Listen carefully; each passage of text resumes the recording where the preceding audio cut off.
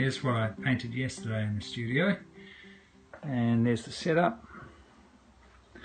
The light hanging up there. It's really a nice setup, a lot of colour.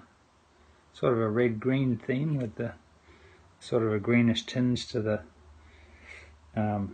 background and all these little spots of red, so it's nice.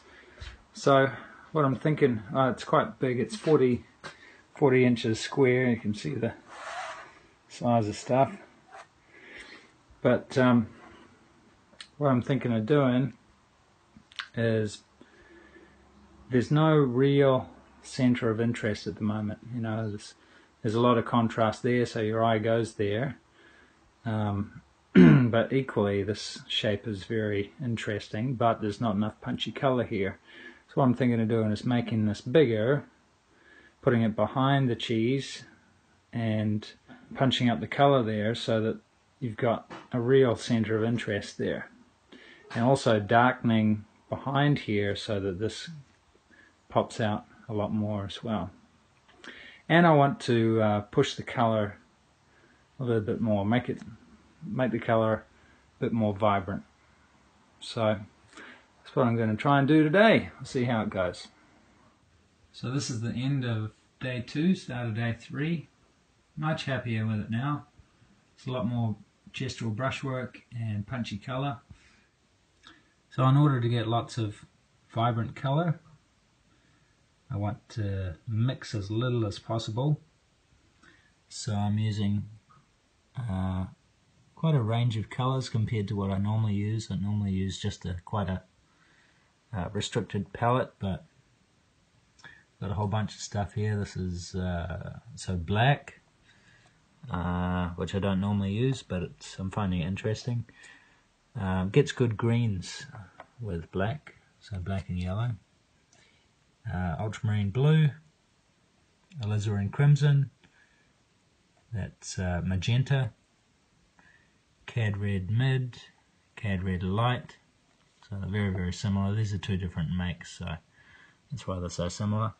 Cad orange, aramillide yellow deep, and cad yellow light, titanium white.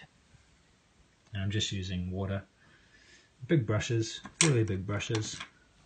That's a flat bristle. Did what I said and extended the watermelon behind that, which has united the center of interest, which is great.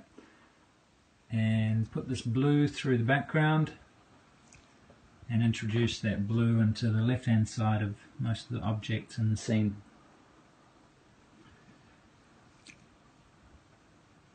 So the last thing to do now is put in the wine glasses, and I've just sketched those in with a rigger brush and a very thin amount of white, and very, very carefully drawn those in. It's surprising how accurate you have to be to stop a wine glass looking wonky.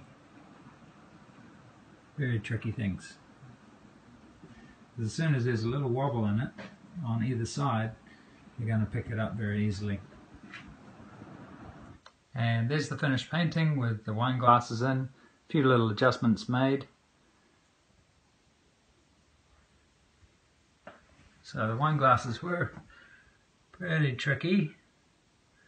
Really just painting the light over the top of the background.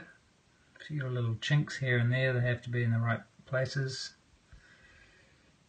And this stem here was a real tricky one. I had to repaint him about 10 times till I got it pretty good. So not perfect shapes, but pretty good. Pretty happy with that. So the best part is that if you finish quickly enough, you get to eat. They're still alive. Yummy.